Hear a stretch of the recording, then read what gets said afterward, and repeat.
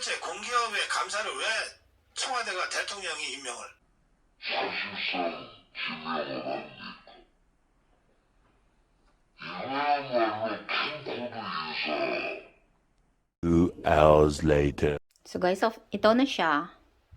Pero hindi natapos ng asawa ko akong nagtapos nito kasi dumating ang kanyang friend at sinundo siya. Ang dami.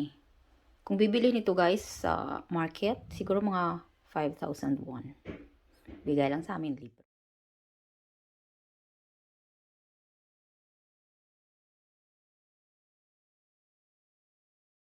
Guys, ito yung first recipe natin ng spring onions. Season lang natin siya with the soy sauce and sesame oil. And lagyan din ng sesame seeds and kim.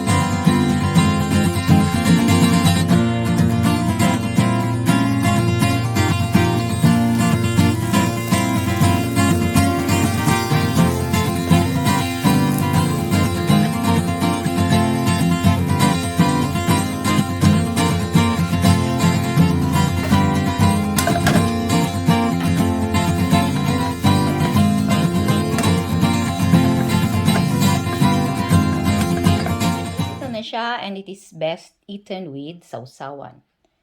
Suka with soy sauce and sesame oil and some sesame seeds and pepper powder. So itong sausawan natin for this.